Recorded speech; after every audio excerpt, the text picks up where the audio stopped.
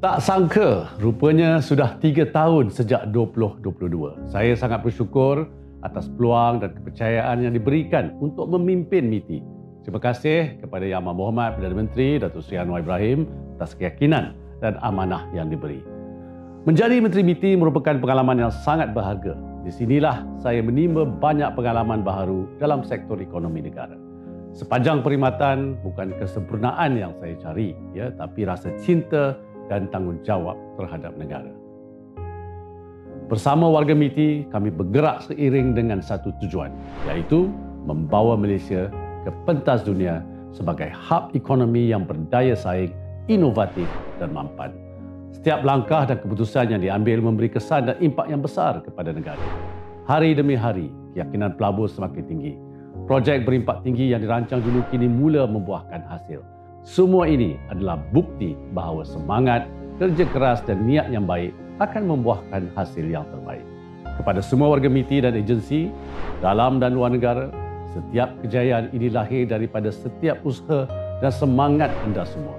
Setiap keputusan dan tindakan di MITI kita sampaikan dengan telus kerana kita yakin dari ketulusan lahirlah kepercayaan.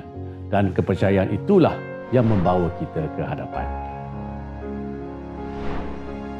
Apa yang kita bina bersama di sini bukanlah sekadar kejayaan, tapi satu legasi, hasil usaha dan semangat semua yang percaya pada misi ini. Pelan Induk Perindustrian Baharu 2030 menjadi bukti komitmen kita dalam memacu ekonomi negara.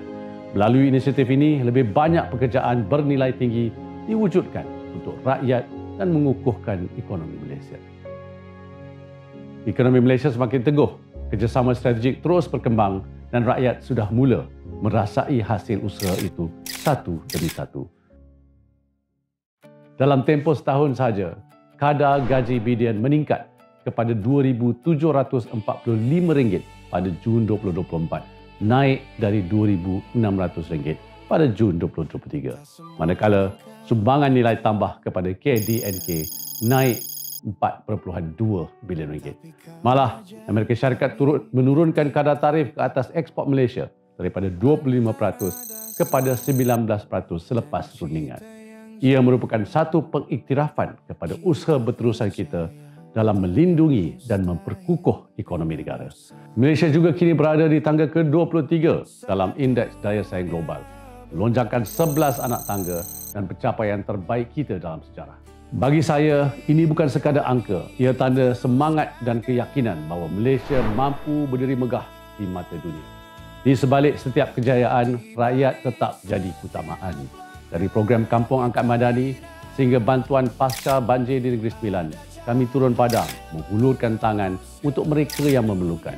Kerana akhirnya, khidmat ini bukan tentang pencapaian, tapi tentang kemakmuran dan kasih yang tulus kepada rakyat. Saya bangga dengan semua yang dicapai bersama MITI dan rakyat Malaysia. Setiap langkah yang kita ambil, setiap cabaran yang kita hadapi, semuanya demi satu tujuan, untuk tanah tumpahnya darahku. Apa yang kita bina adalah usaha bersama demi menyaksikan masa depan Malaysia yang lebih baik. Saya yakin MITI akan terus maju dengan semangat dan keikhlasan yang sama, memastikan Malaysia berada pada tahap tertinggi di peringkat global. Kepada seluruh warga MITI dan agensi serta seluruh rakyat Malaysia, terima kasih atas kepercayaan, sokongan dan semangat yang tidak berbelah bahagi.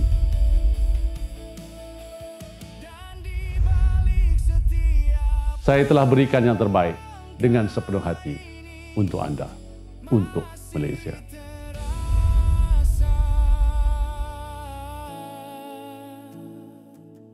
Sentuhan Tengku Zafrul di hati kami.